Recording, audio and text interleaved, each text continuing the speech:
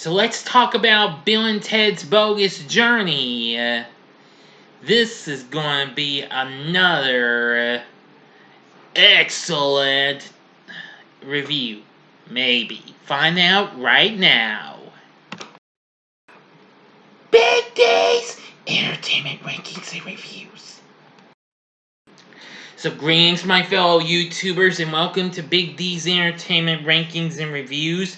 My name is Doyle, better known to you as the Big D, and this time around I bring to you a review of the 1991 sci-fi buddy comedy Bill and Ted's Bogus Journey, released by Orion and directed by Pete Hewitt in his directorial debut. Hewitt would later go on to direct other movies including Tom and Huck with Jonathan Taylor Thomas, as well as Garfield and the extremely underrated superhero flick Zoom, which will be reviewed next month. I've just got to try to squeeze it in somewhere, but I'll get that in there. Anyway, Keanu Reeves, Alex Winter return as the title characters with George Carlin back as Rufus. Now, the film's original title was Bill and Ted Go to Hell, and the film's soundtrack featured the song Go to Hell done by Dave Mustaine and Megadeth.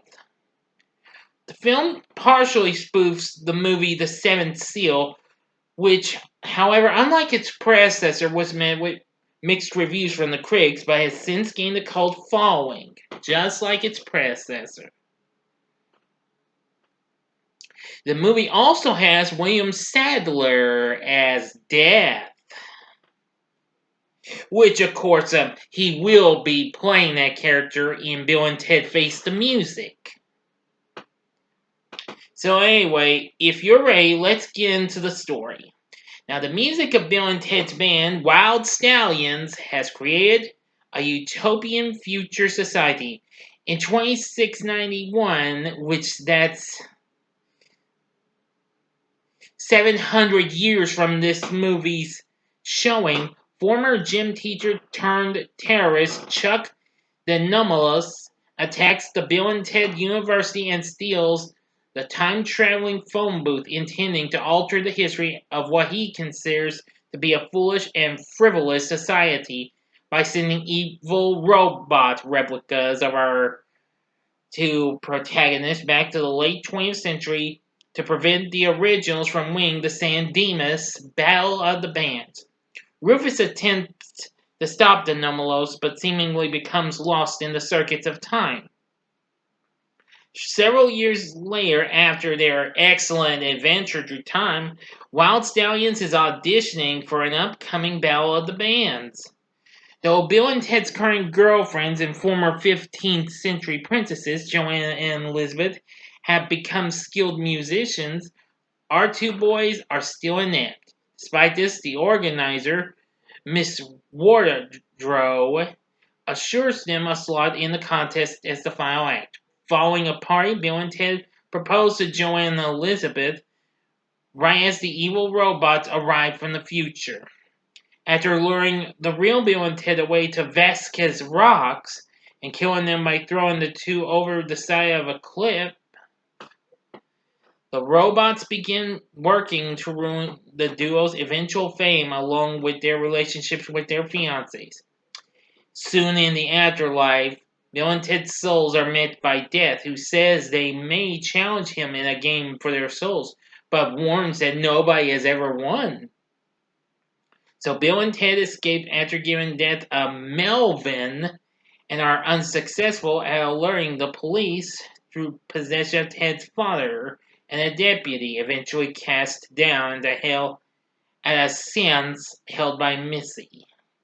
Tormented by Satan and forced to face their own fears, the duo realize that their only escape is to take Death's offer, who appears and allows them to choose a game. To Death's dismay, Bill and Ted select modern games like Battleship, Clue, Electric Football, and Twister. Death is beaten every time, so in the end, he reluctantly admits defeat and places himself at Bill and Ted's command. Realizing they need to locate the smartest person in the universe, to help build robots to counter the anomalous evil robots. Death escorts Bill and Ted to heaven, where they are directed by God to an alien duo named Station, who readily agrees to help the group.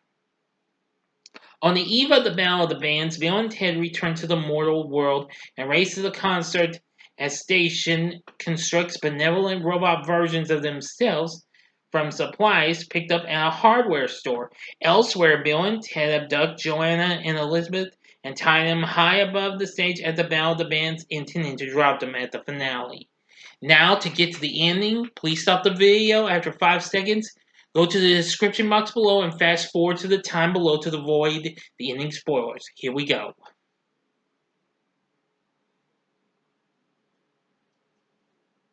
Okay, you've been warned. Bill and Ted arrive just as the evil robots take the stage. The benevolent robots easily defeat their evil counterparts, and Joanna and Elizabeth are lowered by Station before their ropes break. The Nomolos appears in the time booth prepared to kill Bill and Ted himself, overriding the broadcasting equipment to send a live feed of their confrontation across the entire planet. Bill and Ted deduce that they can go back in time following the encounter to arrange events for the Nomolos to be captured in the present. Though the Nomolos attempts to do the same, Bill and Ted gain the upper hand by explaining that it is only the winners who get to go back. After Denomos is distracted by death and arrested by Ted's father, Miss Wardrow reveals herself to be a disguised Rufus who urges him to play. Acknowledging that they are still terrible musicians, Bill and Ted decide to use the time booth and immediately return to the auditorium with their families, which now include little Ted and little Bill. After spending 16 months of intense guitar training along with a 2-week honeymoon joined by death, the stations and the good robots on stage, Wild Stallions perform a stunning rock ballad as the worldwide broadcast sent by the Nomolos continues, broadcasting their music across the globe and creating harmony. Following their win at the Battle of the Bands, Wild Stallions encounter many perks of fame that help them to fulfill their destinies and create their utopian society with their music, eventually taking them to Mars. And that's the end. So what did I think of Bill and Ted's Bogus Journey? I've gotta say, it's pretty fun in ways. I mean, while it may have been mixed with everyone than its predecessor, but overall it's still got fun moments and what have you. I really did enjoy it and what have you. It had a lot of fun moments. So it's been some time since I last saw it because I did watch it last year, but one day I'll rewatch it, okay? Because I've seen this. Now, of course, the Bill and Ted cartoon series was still on at the time this came out. And of course, we also had the short-lived Bill and Ted's Excellent Cereal, which was done by Ralston Purina. And also, let's see.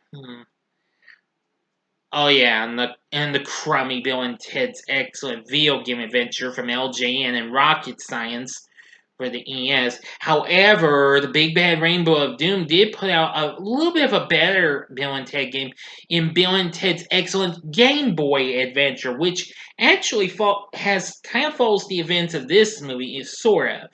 Which Beam Software, who developed the Back to the Future games for the ES, developed this, and that game is kind of like a puzzle platformer similar to the bonus mini style areas in Back to the Future Parts 2 and 3 for the ES, which I know is I've heard and seen is a terrible game. Never want to play it. But this game's but the game, I've seen few plays of it, and it's pretty cool. Yeah. But anyway, yeah, you get to try and get away from the robot Bill and Ted. They're enemies in the game. Pretty cool. Anyway, Anyway, we still get good performances from Keanu Reeves and Alex Winter, George Carlin. William Sadler does very well. Well, not well, but good as Death. Yeah, not too bad actually.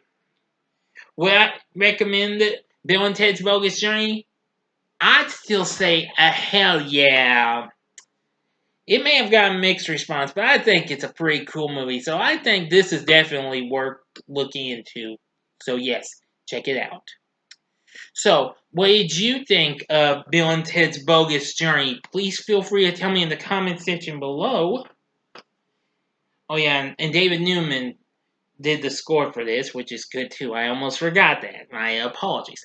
So again, tell me what you thought about Bill and Ted's Bogus Journey in the comments section below. If you like this video, click the like button below. Subscribe to my channel as well and be a part of the Big D Nation.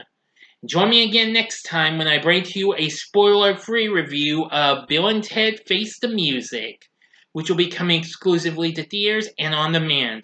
Well, unfortunately, it's not coming to the theaters around my area, so I'll have to rent it on demand as long as the price is fair. But anyway, thank you for watching now. If you enjoyed this, check out some of these other videos. In the upper left-hand corner is my review of Bill and Ted's Excellent Adventure. The upper right-hand corner is my 20th anniversary review of Bring It On.